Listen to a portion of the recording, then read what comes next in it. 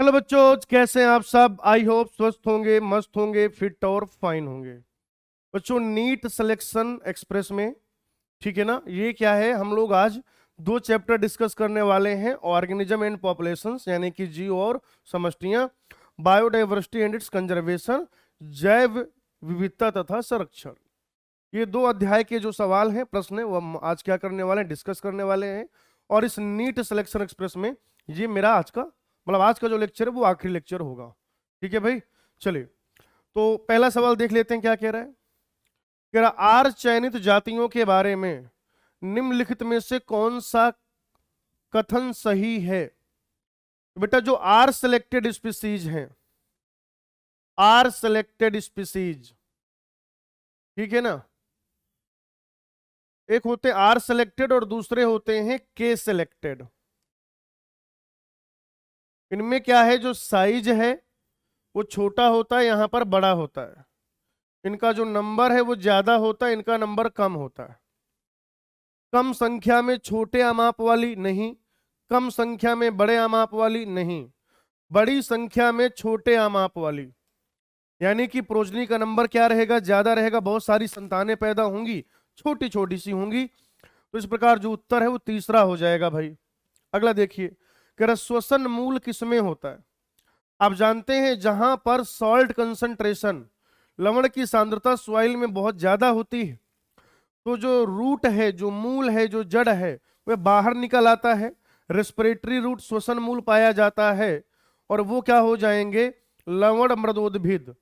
ठीक है ना, जहां पर सॉल्ट कंसंट्रेशन बहुत ज्यादा है।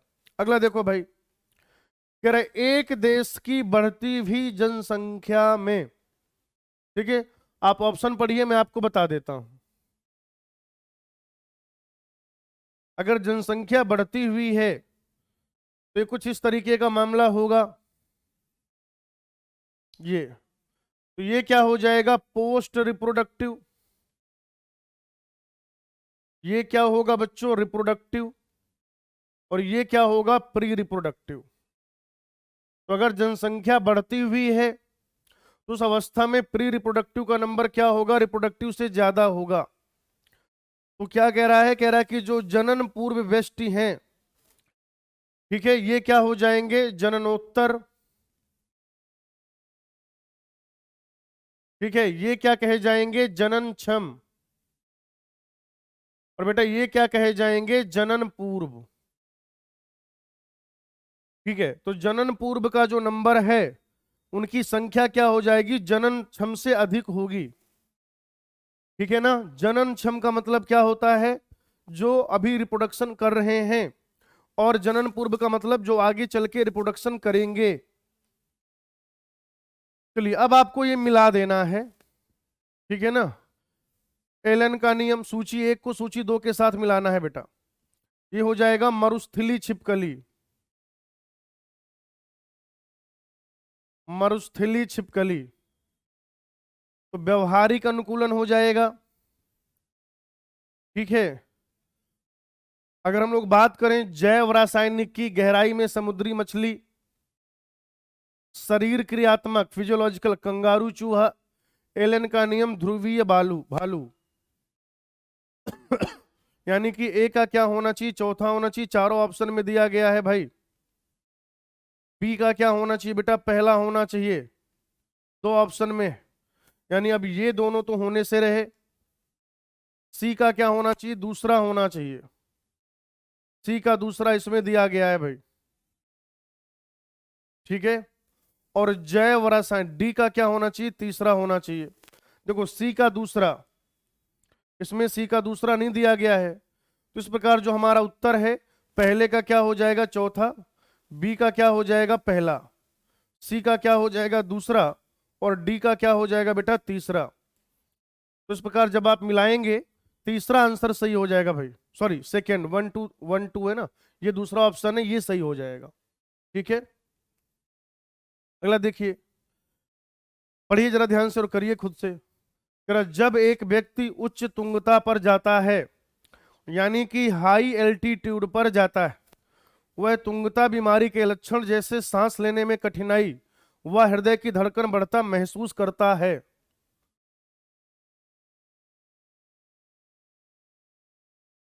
ठीक है, ये सही बात है, ये बात बिल्कुल सही है। कथन कह रहा है कि उच्च तुंगता पर निम्न वायुमंडलीय दाब के कारण शरीर को पर्याप्त ऑक्सीजन नहीं मिल पाती, ये बात भी सही है। यहां पर कर लीजिए कि उचित व्याख्या है। पहले ऑप्शन में क्या लिख लीजिए कि यह उचित व्याख्या है, क्योंकि दोनों ऑप्शन में क्या लिखा है, उचित व्याख्या नहीं है। तो अगर उचित व्याख्या है तो फिर उत्तर क्या हो जाएगा बच्चों, पहला हो जाएगा। नेक्स्ट आ जाओ भाई। कह निम्नलिखित में से कौन एक जीव संख्या का गुण नहीं है। करो भाई, अच्छा सवाल है ये, करिए सब लोग, बहुत ही अच्छा सवाल है और सबको करना है, ठीक है ना, बहुत ही बढ़िया सवाल है ये, और क्या करना है, सबको करना है। जन्म दर, आप बताइए, जन्म दर जीव की संख्या पर कहीं ना कहीं निर्भर करेगी, मृत्यु दर भी निर्भर करेगी, लिंग अनुपात भी निर्भर करेगा, सही है। लेकिन बकरी और भेड़िए का क्या रिलेशन है, यह उनकी संख्या पर निर्भर नहीं करता। इंटरेक्शन जो है वह सच नंबर पर निर्भर नहीं करता। बहुत ही जबरदस्त सवाल है भाई। अगला कर इकोटोन है, जिन लोगों ने पढ़ रखा है, उम्मीद मैंने पढ़ाया भी था, क्रैश कोर्स में पढ़ाया था, जिन लोगों ने नहीं पढ़ा वो समझें, ठीक है भाई। ये है समुदाय आ या समुदाय एक, ये है समुदाय दो, समुदाय एक और समुदाय दो। और अब इनके बीच का ये जो ट्रांजिशन वाला हिस्सा है, ठीक है भाई, ये जो है बच्चों इनके बीच का संक्रमण क्षेत्र, इसे कहेंगे इकोटोन। इसे क्या कहेंगे हम, इकोटोन कहेंगे। दो समुदाय हैं, उनके बीच का जो ओवरलैपिंग जोन है, जो ट्रांजिशन जोन है, उस ट्रांजिशन जोन को हम क्या कहते हैं, इकोटोन कहते हैं। उस ट्रांजिशन जोन को हम क्या कहते हैं बेटा, इकोटोन कहते हैं। तो इस प्रकार उत्तर हो जाएगा, एक प्रदूषित क्षेत्र नहीं, किसी झील की तलहटी नहीं, दो समुदायों के मध्य का संक्रमण क्षेत्र। क्या हो जाएगा भाई, दो समुदायों के मध्य का संक्रमण क्षेत्र। आगे देखिए, कह रहा कि पारिस्थितिकी कर्म स्थिति यानी कि इकोलॉजिकल नीके क्या होता है, निकेत भी कहीं कहीं पर लिखकर आएगा, नीके को कहीं कहीं पर क्या लिख के आएगा, निकेत। तो निकेत यानी कि नीके क्या है, तो किसी भी स्पीसीज का अपने समुदाय में, अपने इकोसिस्टम में जो क्या होता है, फंक्शनल रोल होता है। क्या होता है बेटा, फंक्शनल रोल होता है, वो क्या हो जाएगा, उस स्पीसीज का नीके हो जाएगा। तो वही कह रहा है कि समुदाय के अंदर किसी प्रजाति की भौतिक स्थिति एवं क्रियात्मक भूमिका, वह कहां पर रहता है, कौन से संसाधनों का इस्तेमाल करता है, क्या खाता है, क्या पीता है, ठीक है ना, जोन ऑफ टॉलरेंस क्या है, ये सब मिलके क्या बनता है, इकोलॉजिकल नीके बनता है। क्या बनता है बच्चों, इकोलॉजिकल नीके। उत्तर क्या हो जाएगा, तीसरा। चलिए नेक्स्ट देखिए, एलन के नियम के अनुसार ठंडे मौसम वाले स्तनपाइयों के होते हैं। कुछ मैंने आपको क्या बताया था, ये रहा एलन का नियम, बात खत्म। छोटे कान और छोटे पैर, छोटे कान और छोटे पैर, करिए आंसर क्या हो जाएगा, तो छोटे कान छोटे पैर, आंसर हो जाएगा चौथा। आंसर क्या हो जाएगा बेटा, चौथा हो जाएगा। पढ़िए, कह रहा किसी समष्टि में वृद्धि जीवों की तुलना में युवा जीवों की संख्या अधिक, कुछ वर्षों के बाद समष्टि की स्थिति क्या होगी। इसका मतलब ये हुआ, कह रहा वृद्ध जीव यानी कि जो भी रिप्रोड्यूस कर रहे हैं उनकी तुलना में बढ़ेगा बेटा। ये कैसा रहेगा, बढ़ेगा, ये कुछ इस तरीके का रहेगा, एक्सपेंडिंग पॉपुलेशन रहेगा। कैसा रहेगा भाई, ये रहेगा एक्सपेंडिंग पॉपुलेशन। तो अभी जो पॉपुलेशन है, पॉपुलेशन का साइज क्या होगा बताओ, तो हम कहेंगे कि पॉपुलेशन का साइज बढ़ेगा, ठीक है ना, पॉपुलेशन का साइज क्या हो जाएगा बच्चों, तो हम कहेंगे कि पॉपुलेशन का साइज बढ़ेगा। नेक्स्ट देखिए, कह रहा हमारे देश के राष्ट्रीय उद्यानों एवं अभयारण्यों में टाइगर की गणना के लिए किन पैमानों का उपयोग किया जाता है? चलो बताओ। मैंने आपको बहुत सारे तरीके बताए थे। एक तो ये है कि हम क्या कर सकते हैं, संख्या गिन सकते हैं, हेड काउंट। अच्छा, या जैव भार जो है, या जो इनडायरेक्ट मेजर, उसमें क्या हो जाएगा, पद चिन्ह और फीकल पैलेट दोनों लेते हैं। केवल पद चिन्ह की बात भी नहीं करेंगे और केवल मल की गोलियों की बात भी नहीं करेंगे। तो फीकल पैलेट्स जो होते हैं और उनके पद चिन्ह पग मार्क्स जो होते हैं, दोनों की बात करेंगे और उत्तर क्या हो जाएगा, दूसरा हो जाएगा भाई। ठीक है, नेक्स्ट देखिए। अब देखो ये जो सवाल है, कह रहा वर्ष 2015 में किसी देश में उपस्थित 14 मिलियन लोगों में से प्रत्येक के लिए उस वर्ष के दौरान 0.028 जन्मे तथा 0.008 मर गए। अच्छा, चरघातांकी समीकरण का उपयोग करते हुए 2015 में उपस्थित लोगों की अनुमानित संख्या होगी। तो इस सवाल में आपको बी की वैल्यू जो है, एक तरीके से जन्म दर है, प्रतिवर्ष के हिसाब से कितना है, 0.028। ठीक है, टी की वैल्यू कितनी दी गई है, 0.008। तो बच्चों आर कितना आ जाएगा बताओ? तो आर आ जाएगा 0.020। ये बच्चों आर की वैल्यू आ गई। ये किसकी वैल्यू आ गई, आर की। अब हमारे पास एक फॉर्मूला होता है कि dn/dt equals to r n. dn/dt equals to r n होता है भाई।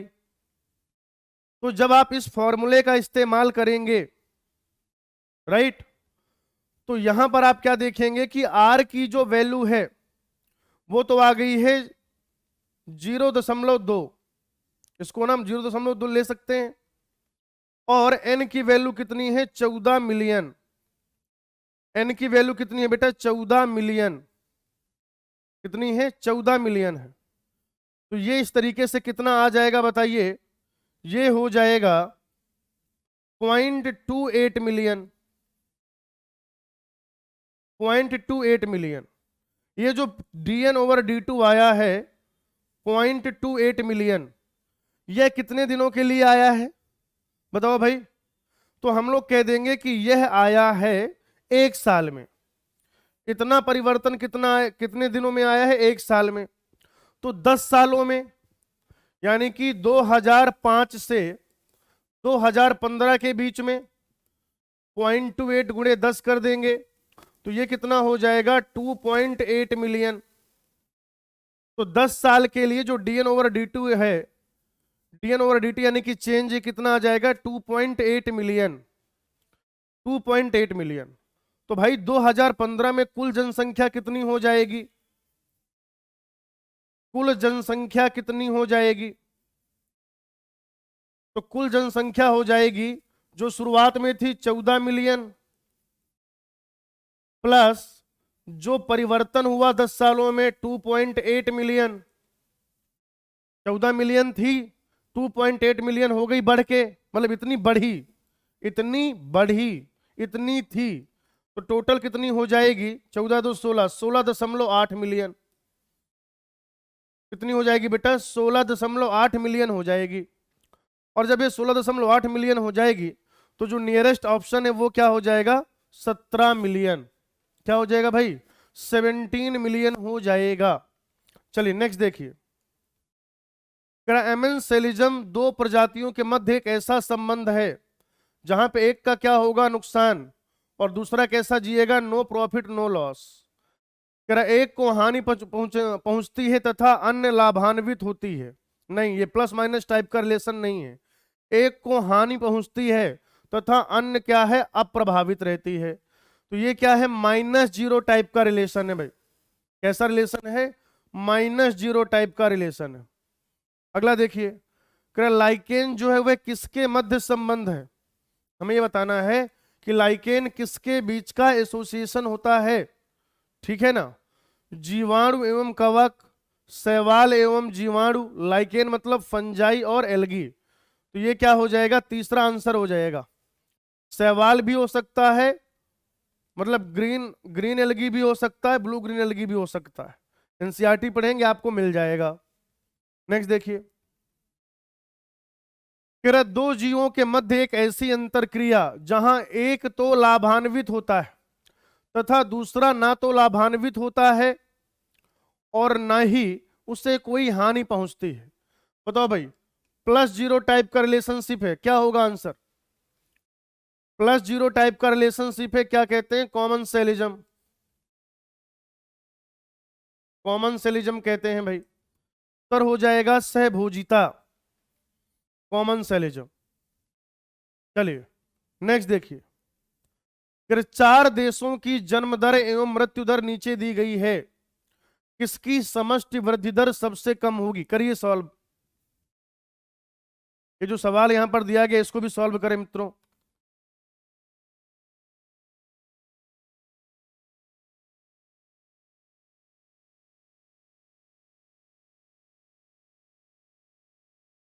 ठीक है, तो आर की वैल्यू निकाल लो। यहां पर आर की वैल्यू कितनी आ जाएगी बताओ? बी दिया गया 15, डी दिया गया 10, आर कितना आ जाएगा? बी माइनस डी 10 आ जाएगा। इसको मान लेते हैं R1। R2 कितना दिया गया है? 25 माइनस 10, R2 कितना आ जाएगा? 15। R3 कितना आ जाएगा? 17। और R4 कितना आ जाएगा? तो बच्चों R4 आ जाएगा 48 में से 41 गया 7। भाई बी माइनस डी करेंगे तो आर की वैल्यू आ जाएगी, और आर की वैल्यू जितनी कम होगी, आर की जो वैल्यू है, इस आर की जो वैल्यू, आर का मान जितना कम होगा समष्टि की वृद्धि दर क्या हो जाएगी? सबसे कम हो जाएगी। सिंपल सी बात है। तो इसमें उत्तर क्या हो जाएगा? ये जो है R4 हमने S के लिए फाइंड आउट किया है, और S आपको दिया गया चौथे ऑप्शन पे। S आपको दिया गया है चौथे ऑप्शन पे, तो वही क्या हो जाएगा? सही उत्तर हो जाएगा। अगला देखिए, कह रहा प्रतिस्पर्धात्मक निषेध के सिद्धांत के अनुसार निम्नतर प्रजातियां दीर्घकालीन प्रतिस्पर्धा द्वारा धीमे धीमे समाप्त होती चली गई। हाँ, कह रहा जो कॉम्पिटिटिव एक्सक्लूजन प्रिंसिपल है वह किसने दिया था? बड़ा पुराना सवाल है, बड़ा पॉपुलर सवाल है, ठीक है ना। इसको कहते भी हैं गॉस कॉम्पिटिटिव एक्सक्लूजन प्रिंसिपल, यानी कि गॉस का प्रतिस्पर्धात्मक निषेध का सिद्धांत।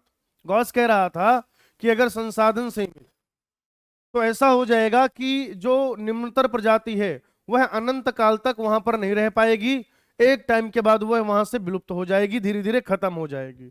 गॉस ने बताया था हमें ये। नेक्स्ट देखिए, कह रहा नीचे दिए गए आयु पिरामिडों में वृद्धि के बारे में क्या है?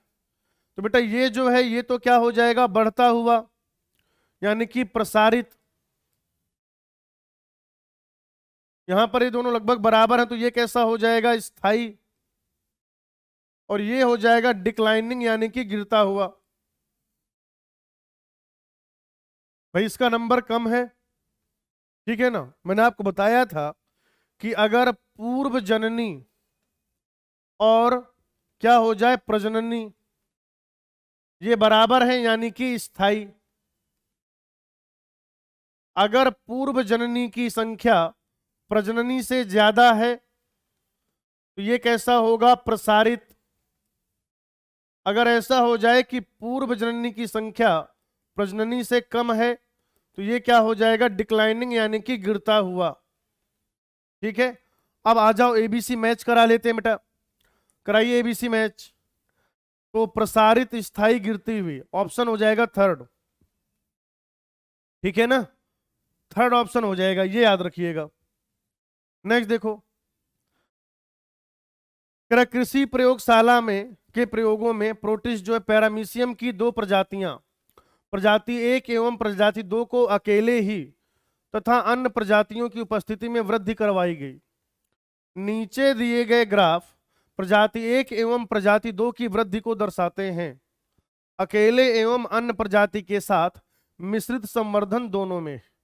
ठीक है, कर दिए गए ग्राफ में से सही निष्कर्ष क्या निकाला जा सकता है।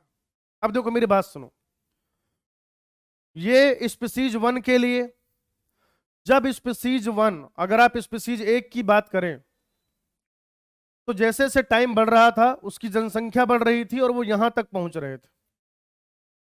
लेकिन जब स्पीसीज 2 भी इसी एरिया में छोड़ दिया गया तो वो यहां तक पहुंच रहे थे। ये इतना परिवर्तन आया, इतना कम हो गया। अभी इसको ढक दो, तो स्पीसीज 1 जब अकेले रह रहा था तो ये देखो, ये इस तरीके से, फिर तो सेचुरेशन आ ही जाएगा। लेकिन जब आपने यहां पर स्पीसीज 2 भी ला दिया तो अब इसकी जनसंख्या में कमी आ गई, नंबर ऑफ इंडिविजुअल कम हो गए और वो इतने बचे। ये चेंज आया, ठीक है।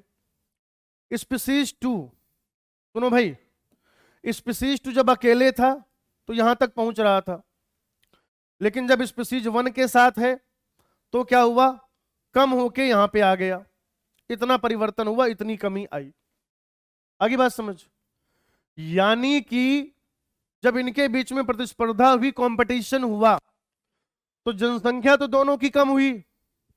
स्पीसीज 1 की यहां से यहां आ गई, स्पीसीज 2 की यहां से यहां आ गई।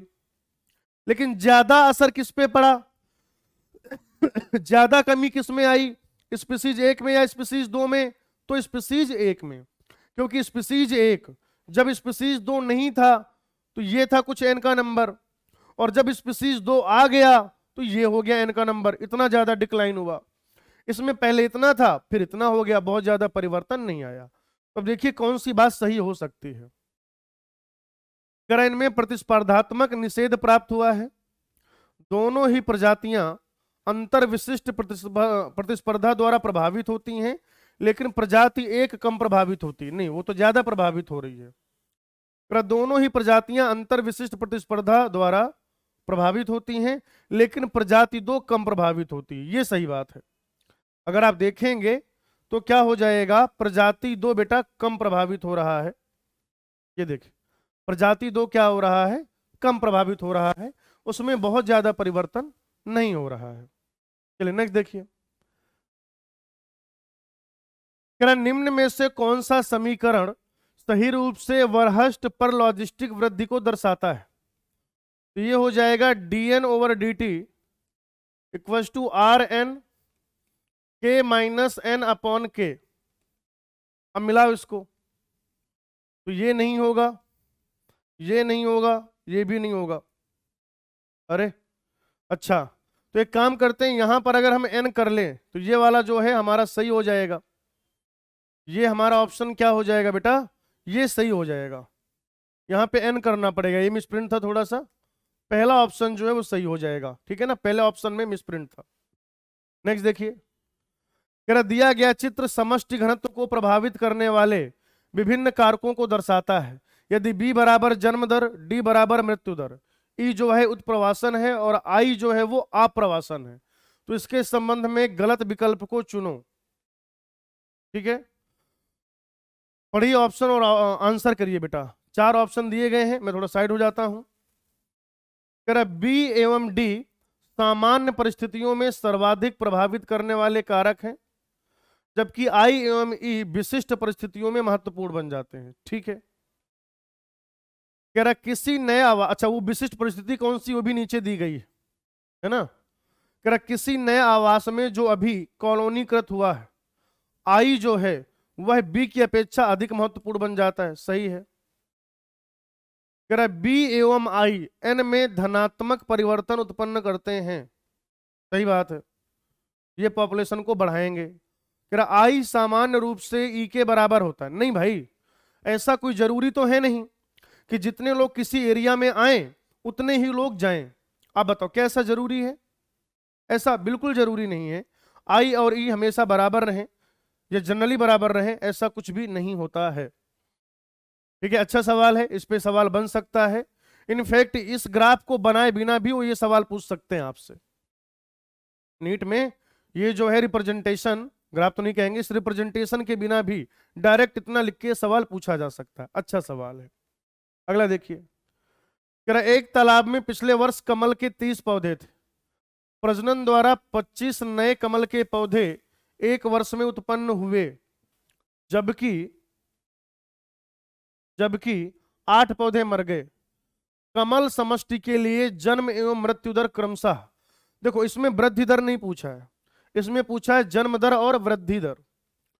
तो 25 पैदा हुए, तो एक बार तो हम लोग क्या करेंगे बेटा, 25 डिवाइडेड बाई 30 गुणे 100, ये हो जाएगा बी।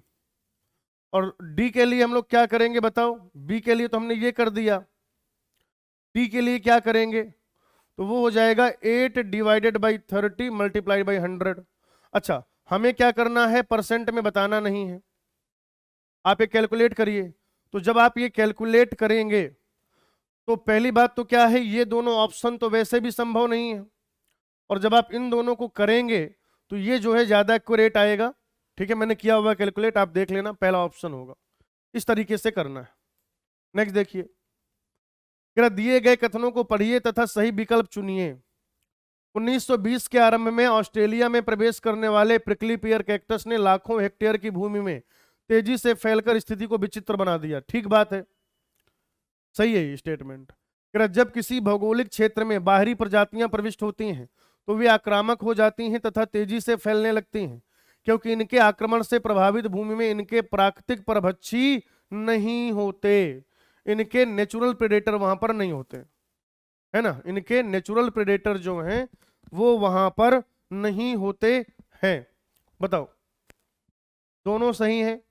हाँ बिल्कुल सही बात है, दोनों सही है, पहले ऑप्शन में लिखा गया है कि कथन 1 व 2 दोनों सही हैं। नेक्स्ट देखिए, कह रहा प्रजातियों द्वारा एक दूसरे से नकारात्मक प्रभाव के साथ अंतर किया, माइनस माइनस रिलेशनशिप, बताओ क्या हो जाएगा, कंपटीशन। माइनस माइनस रिलेशनशिप क्या होता है, कंपटीशन, यानी कि प्रतियोगिता या स्पर्धा कह सकते हैं आप इसे, ठीक है ना, प्रतियोगिता यानी कि स्पर्धा कह सकते हैं। आगे देखिए, इसमें कौन क्या हो सकता है, ये समष्टि घनत्व है। कह रहा ए जो है वो क्या है, पॉजिटिव इफेक्ट रखने वाला है, और बी जो है वो निगेटिव इफेक्ट रखने वाला है। अच्छा, पहला ऑप्शन में कह रहा है कि ए जो है वह क्या हो जाएगा, जन्म दर हो जाएगा, ठीक है, और बी मृत्यु दर हो जाएगा। हाँ सही है। आगे कह रहा है कि ये जो है ए, ये अप्रवासन हो जाएगा, हाँ हो सकता है। बी उत्प्रवासन, ये भी सही है। कह रहा ए जो है जन्म दर हो जाएगा, बी अप्रवासन हो जाएगा, नहीं ये गलत है भाई, ठीक है। तो उत्तर क्या हो जाएगा, चौथा हो जाएगा। कौन सा उत्तर हो जाएगा बच्चों, तो आप कहेंगे चौथा उत्तर हो जाएगा यहां पर। नेक्स्ट देखो भाई, फिल इन द ब्लैंक्स, प्राणियों में उत्तरजीविता या संतानोत्पत्ति हेतु एक विशेषता है, अनुकूलन है कहीं पर, हाँ तीसरे ऑप्शन में है। आप कहेंगे एडाप्टेशन जो होता है, एडाप्टेशन यानी कि अनुकूलन, वह क्या है, जीव का एक गुण है जिसके द्वारा वह अपने अंदर कुछ परिवर्तन लाता है। ये जो परिवर्तन है उसकी आकारिकी में हो सकते हैं, शारीरिकी में हो सकते हैं, व्यवहार में हो सकते हैं। और यह परिवर्तन क्यों लाना है, इसलिए लाना है ताकि वो अपने सर्वाइवल को क्या कर सके, अपने उत्तरजीविता को सुनिश्चित कर सके, साथ ही साथ प्रजनन कर सके, ठीक है, संतान उत्पत्ति कर सके। निम्नलिखित में से कौन सा जोड़ा बेमेल है, बैक्टीरिया, बैक्टीरिया के लिए क्या हो जाएगा, बैक्टीरिया के लिए बेटा सुप्तावस्था में मोटी भित्ति वाले बीजाणु, ठीक है, भालू हाइबरनेशन, जंतु प्लवक जू प्लैंकटन उपरति डायपोज, हाँ। छिपकली बेटा व्यवहारिक उसका रहता है, यहां पर एस्टिवेशन नहीं होगा, यही जोड़ा बेमेल है। नेक्स्ट देखो, जीवधारी कुछ समय के लिए उनकी गतिविधियों को निलंबित करके तनावपूर्ण अवस्था को टाल सकते हैं, ठीक है, यदि यह उनके द्वारा उच्च तापमान को टालने के लिए किया जाता है, तो ये क्या हो जाएगा बेटा, समर स्लीप, और इसको हम लोग क्या कहते हैं, एस्टिवेशन, एस्टिवेशन कहते हैं। और दूसरा कह रहा है कि निम्न ताप, निम्न ताप, तो निम्न ताप वाला क्या हो जाएगा, विंटर स्लीप,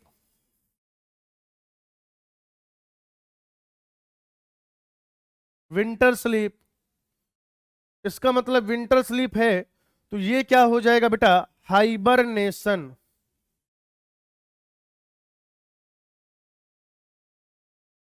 तो पहले के लिए क्या रहेगा, एस्टिवेशन, और दूसरे के लिए क्या रहेगा, हाइबरनेशन। थर्ड जो है बेटा वो सही आंसर हो जाएगा, देख लीजिए एक बार आप भी, थर्ड क्या हो जाएगा इसमें, सही आंसर हो जाएगा। नेक्स्ट देखें, कह रहा कठोर वातावरण से बचने के लिए जब जीवधारी अपना स्थान बदलते हैं, माइग्रेशन कहते हैं बेटा इसको, क्या कहते हैं, माइग्रेशन यानी कि प्रवासन, माइग्रेशन यानी कि प्रवासन कहते हैं। तीसरा उत्तर हो जाएगा भाई। चलिए नेक्स्ट देखिए, कह रहा पारिस्थितिकी पदानुक्रम की, इकोलॉजिकल जो हायरार्की है उसकी सबसे आधारभूत इकाई क्या है, ऑर्गेनिज्म। यही तो शुरू करते हैं, ऑर्गेनिज्म, पॉपुलेशन, कम्युनिटी, बायोम, है ना। तो उत्तर क्या हो जाएगा बताइए, इकोसिस्टम वगैरह, मतलब ऑर्गेनिज्म, फिर उसके बाद बताओ population, community, ecosystem, landscape, biome, biosphere. तो सबसे जो छोटा है वो क्या है, जीव है, ऑर्गेनिज्म है, जीव यानी कि ऑर्गेनिज्म। नेक्स्ट देखो भाई, कह रहा तापमान को सर्वाधिक प्रासंगिक पारिस्थितिकी वातावरणीय कारक माना जाता है क्योंकि यह जीवों के, देखो भाई ये सारी चीजों पे तापमान का लॉस कम से कम हो उसके लिए उसकी आकारिकी में परिवर्तन आ जाते हैं उस, और वो टेम्परेचर के लिए जितने परास को झेल पाएगा, जितने अधिक सहनशीलता दिखा पाएगा उतना वितरण ज्यादा होगा, अगर अधिक सहनशीलता नहीं दिखा पाएगा तो वितरण कम हो जाएगा। समझ रहे हैं, तो ये सारी चीजों को प्रभावित करता है। तो इस प्रकार जो सही उत्तर है चौथा हो जाएगा, उपरोक्त सभी हो जाएगा। नेक्स्ट देखो, कह रहा निम्नलिखित में से कौन सा कथन गलत है, समतल स्थान से पर्वतीय शिखर पर औसत तापमान में उत्तरोत्तर गिरावट आती है। सही बात है, गिरावट आती है। कह रहा है भूमध्य रेखा से ध्रुवीय स्थान की ओर औसत तापमान में उत्तरोत्तर गिरावट आती है। सही बात है। कह रहा तापमान एंजाइम्स की गतिकी पर प्रभाव डालता है एवं फलस्वरूप जीवों के आधारी उपापचय पर, यह भी सही है। यानी कि कोई भी कथन गलत नहीं है, कोई भी कथन जो है बेटा वो यहां पर गलत नहीं है। सारे के सारे स्टेटमेंट कैसे हो जाएंगे, तो आप कहेंगे कि सारे के सारे स्टेटमेंट सर सही हो जाएंगे। ठीक है जी, चलिए नेक्स्ट देखिए, समशीतोष्ण क्षेत्रों में आम की पैदावार नहीं होती और वहां हो भी नहीं सकती, इसके लिए उत्तरदायी मुख्य महत्वपूर्ण वातावरणीय कारक है तापमान, है ना। ये सब सवाल तो एकदम फट से, सवाल पढ़ते पढ़ते उत्तर आ जाना चाहिए। सब कुछ एनसीईआरटी में लिखा हुआ है, एज सच लिखा हुआ है, कुछ भी घुमा फिराया नहीं गया है, सीधे सीधे लिखा है, कोई बहुत गूढ़ बात नहीं लिखी गई जिसका मतलब आप ना निकाल पाए। चलिए नेक्स्ट देखिए भाई, पिछले 500 सालों में डोडो, पैसेंजर पिजन और स्टेलर्स सी काऊ के विलुप्त होने का कारण है अतिदोहन। इसका जो मुख्य कारण है वो क्या हो जाएगा बच्चों, अतिदोहन हो जाएगा। याद रखिए, अच्छा सवाल है। नेक्स्ट देखें, कह रहा है उष्ण कटिबंधीय क्षेत्र में जैविक विविधता की बहुलता का निम्न में से कौन सा एक कारण है। वो ये कह रहा है कि ट्रॉपिकल में बायोडाइवर्सिटी क्यों ज्यादा होती है। आगे बात समझ, आपसे सिंपल सी बात तो पूछ रहा है कि ट्रॉपिकल में बायोडाइवर्सिटी ज्यादा क्यों होती है, बताओ। पहला ऑप्शन देखो, कह रहा उष्ण कटिबंधीय अक्षांश कई मिलियन वर्षों तक लगभग अबाधित रहा है। ठीक बात है, क्योंकि जो क्या है आपके, अगर हम लोग बात करें शीतोष्ण क्षेत्र जो रहा है उनमें क्या होता रहा है, लगातार आप देखें हिमनद आते रहे हैं, ग्लेशियर वगैरह मेल्ट होते रहे हैं, उसमें लगातार फ्लक्चुएशन, डिस्टर्बेंस आते रहे हैं। टेम्परेट में ये हुआ है, ट्रॉपिकल जो है उसमें डिस्टर्बेंस नहीं आए हैं, वो अबाधित बना रहा है। इसके लिए क्या है, स्पेसिएशन में चूंकि वो टाइम टेकिंग प्रोसेस है, समय का फैक्टर है वहां पर, तो जब वर्षों तक वो बहुत सालों तक अबाधित बना रहा तो वहां पर अधिक जातियां विकसित हो पाई। कह रहा हाँ ये भी स्थायी है, ठीक बात है। कह रहे सौर ऊर्जा उपलब्ध है, उत्पादकता ज्यादा रहेगी। तो इन सारे कारणों की वजह से क्या हो जाएगा बेटा, इन सारी चीजों की वजह से क्या होता है, जब आप देखेंगे कि वहां पर जो डाइवर्सिटी है टेम्परेट में, सॉरी ट्रॉपिकल में, वो काफी ज्यादा है। अच्छा सवाल है, इस बार डायरेक्ट उठ के आ सकता है। अगला देखें, कह रहे जाति विविधता, अच्छा अब ऑप्शन सेट करना है। कह रहे जैसे ही हम, ध्यान से सुनिएगा, जैसे ही हम अगर यहां पे क्या करें, भूमध्य रेखा कर ले, भूमध्य रेखा से दूर ध्रुव की ओर, तो यहां पर होना चाहिए बढ़ती है। एक मिनट, भूमध्य रेखा से ध्रुवों की ओर जा रहे हैं तो क्या होना चाहिए कि घटती है। भाई जैसे जैसे हम भूमध्य रेखा से ध्रुवों की ओर जाते हैं या समतल स्थान से ऊपर की तरफ जाते हैं, जाति विविधता घटती है। ठीक है, घटती है। चलो ये सही है। कह रहा भूमध्य रेखा से ध्रुवों की ओर जाएंगे बढ़ती है नहीं, ध्रुवों से भूमध्य रेखा की ओर जाएंगे घटती है नहीं बढ़ती है। तो इस प्रकार जो उत्तर है क्या हो जाएगा, पहला हो जाएगा। देखिए ये आपको क्या करना है, ये वाला जो सवाल है ये आपको ऑप्शंस के अकॉर्डिंग करना है। ऑप्शन को सेट करेंगे, सही आंसर पता चल जाएगा। अगला देखिए भाई, कह रहा जाति विलुप्तीकरण की तीव्र दर के 4 मुख्य कारण हैं जिन्हें सामूहिक रूप से द इविल क्वार्टेट कहते हैं। सही बात है। इनमें से कौन द इविल क्वार्टेट में शामिल नहीं है? अतिदोहन, सह विलुप्तीकरण, विदेशी जातियों का आक्रमण, प्रदूषण। बेटा प्रदूषण को उन्होंने डायरेक्टली शामिल नहीं किया, ठीक है ना। इविल क्वार्टेट में 4 चीजें, अतिदोहन, सह विलुप्तीकरण, विदेशी जातियों का आक्रमण और क्या हो जाएगा, आवासीय विखंडन तथा क्षति। ठीक है ना, वो सबसे मुख्य कारण होता है आवासीय विखंडन और क्षति। यहां पर उन्होंने प्रदूषण लिख दिया है, प्रदूषण उन 4 कारणों में शामिल नहीं है। ये मिलाना है आपको, ठीक है, मिलाइए जल्दी से, मिलाइए और सही उत्तर दीजिए।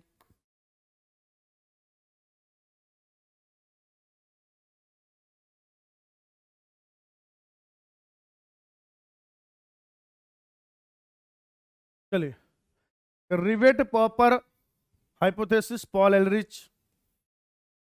बाह्य प्लॉट द्वारा लंबे समय के लिए पारितंत्र प्रयोग, डेविड टिलमैन। जातीय क्षेत्र संबंध, अलेक्जेंडर वॉन हम्बोल्ट। तो क्या हो जाएगा, ए का पहला हो जाएगा, बी का दूसरा, सी का तीसरा। ये हो जाएगा उत्तर बंधु। Second option will be the correct one.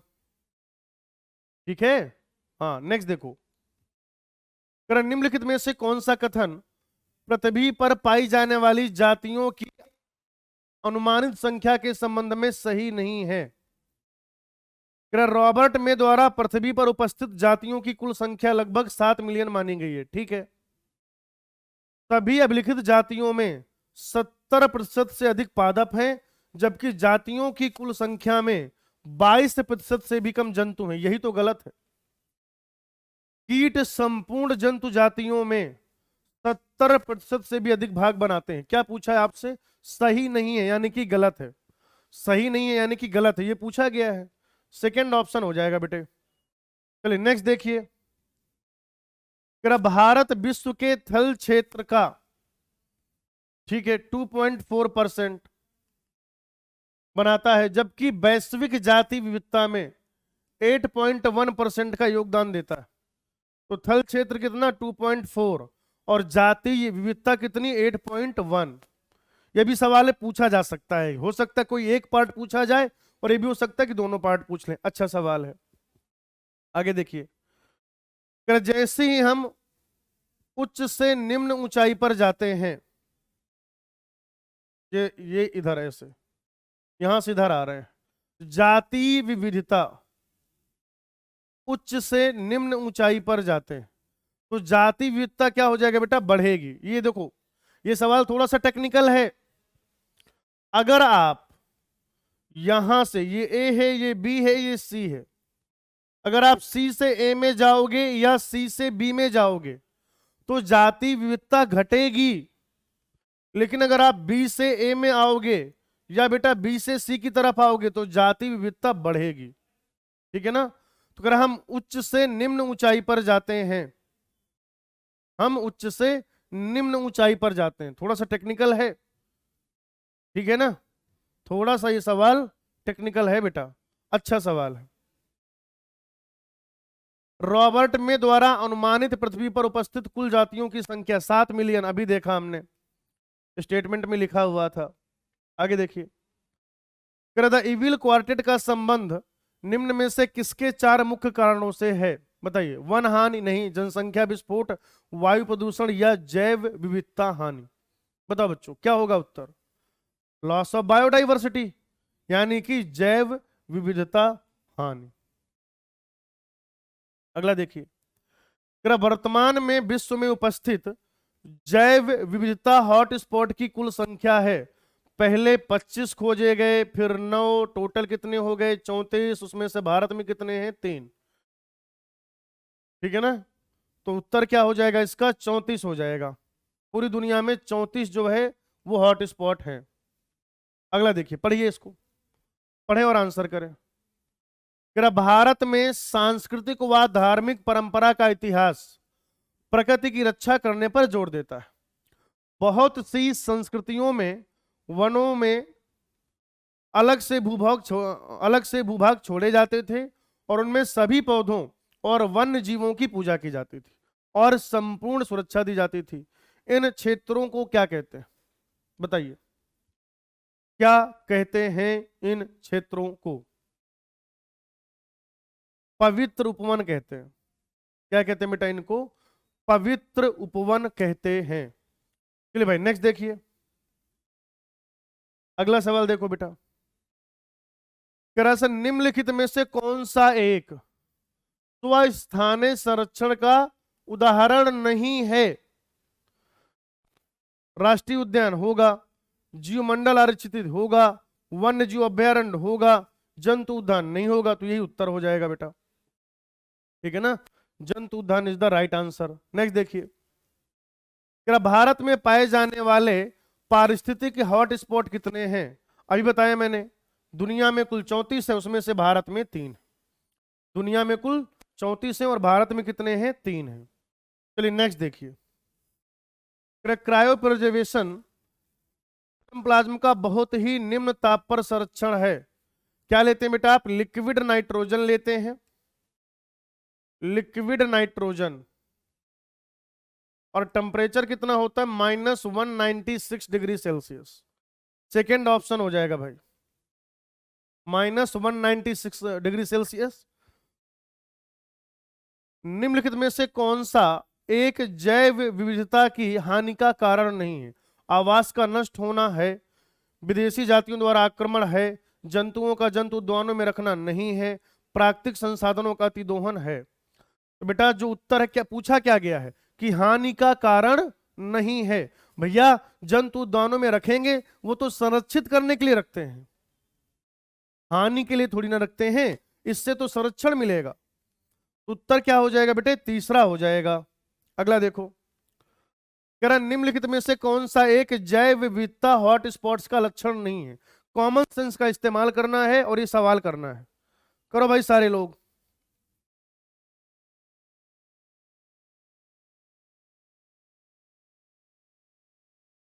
Common sense लगाएं और आंसर करें। जातियों की अधिक संख्या, सही बात है। इंडेमिक स्पीसीज, स्थानिक जातियों की अधिकता, सही बात है। अधिकांश ध्रुवीय क्षेत्रों में स्थित है। बेटा ध्रुवीय क्षेत्रों में वैसे भी डाइवर्सिटी बहुत कम है, ठीक है ना? तो ये उसका लक्षण नहीं हो जाएगा, ये आंसर हो जाएगा भाई। अच्छा सवाल था, दिमाग लगाना था और कुछ नहीं। नेक्स्ट देखिए, निम्नलिखित में से स्तंभ बी में उनके स्थानों से मेल करें। करो भाई, ये स्टीलर्स समुद्री गाय होगा, स्टीलर्स सी काऊ। करो इसको सब लोग।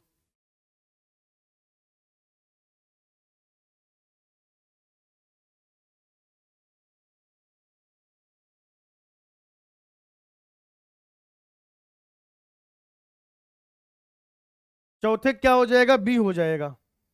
तो ये दोनों ऑप्शन क्या हो गए बेटा? गलत हो गए। तीसरे क्या हो जाएगा? डी हो जाएगा। तीसरे क्या हो जाएगा? डी। और तीसरे का डी किसमें नहीं दिया है बताओ? इसमें नहीं दिया है, तो ये गलत हो जाएगा, ठीक है?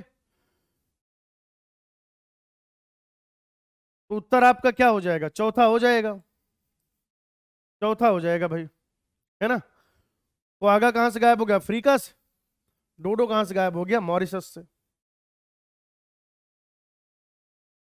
है ना। यही सही हो जाएगा चौथा वाला। ये मैचिंग है, आपको खुद करानी थी, तो मैंने कर दिया और आंसर बता दिया।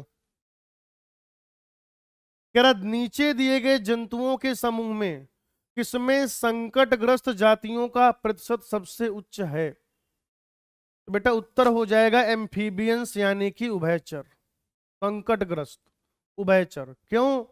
उभयचर जो है, अगर जल में कुछ समस्या उत्पन्न हुई तब भी उभयचर जातियों को समस्या होगी, स्थल में हुई तब भी होगी। बेचारे घर के ना घाट के, है ना, हमेशा खतरे में है। पैसेंजर पिजन के विलुप्तीकरण का कारण है मनुष्यों द्वारा अतिदोहन। ठीक है ना, ये सवाल एक बार और कर चुके हैं आज। निम्नलिखित में से कौन सा वन पृथ्वी ग्रह का फेफड़ा कहलाता है? अमेजन वर्षा वन, जो अमेजन रेन फॉरेस्ट है। सीधे सीधे करना है बेटा। 1992 में रियो डी जेनेरियो में जैविक विविधता पर हुए ऐतिहासिक सम्मेलन को क्या कहते हैं? अर्थ समिट कहते हैं बेटा, है ना। बताओ क्या कहते हैं? अर्थ समिट। चलिए नेक्स्ट देखिए। विश्व के निम्नलिखित में से कौन सा क्षेत्र ऐसा है जो अधिकतम जाति विविधता दिखाता है? बेटा इसमें क्या हो जाएगा? अमेजन के जंगल। सीधी सी बात है, अमेजन के जंगल। छोटे छोटे सवाल हैं, महत्वपूर्ण हैं, एनसीईआरटी के सिलेबस से। निम्नलिखित में से कौन एक जैव विविधता के स्वस्थाने संरक्षण की विधि नहीं है? स्वस्थाने, ये है, ये भी है, ये भी, ये नहीं है। तो उत्तर क्या हो जाएगा बेटा? चौथा हो जाएगा। ठीक है, नेक्स्ट देखिए। पादपों और जंतुओं के विलोपन के कगार पर लाने के लिए निम्नलिखित में से कौन सा सबसे महत्वपूर्ण कारक? तो वो क्या हो जाएगा? आवासीय क्षति तथा विखंडन। सबसे महत्वपूर्ण, अगर पूछा जाए सबसे महत्वपूर्ण, हैबिटेट लॉस एंड फ्रेगमेंटेशन, आवासीय क्षति तथा विखंडन।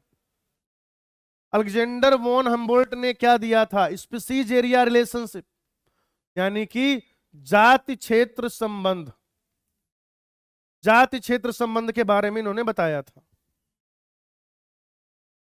लाल सूची के बारे में आंकड़े या सूचना होती है वे पादप जिनके उत्पाद अंतरराष्ट्रीय व्यापार में है, आर्थिक रूप से महत्वपूर्ण, केवल समुद्री वर्टिब्रेट नहीं, संकटापन्न जातियां।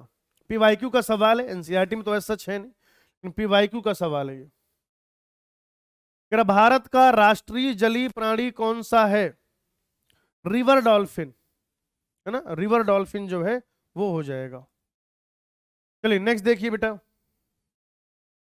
हाँ, तो ये इस प्रकार बेटा जो हमारा नीट सिलेक्शन एक्सप्रेस है उसमें जो मेरा कवरेज था टॉपिक्स का वो फाइनली कंप्लीट हो चुका है ना। बॉटनी के सिर्फ 2 चैप्टर बचे हुए हैं जहां तक मुझे याद आ रहा है ना। बाकी प्लांट ब्रीडिंग, माइक्रोब सारे चैप्टर हमने कर लिए हैं।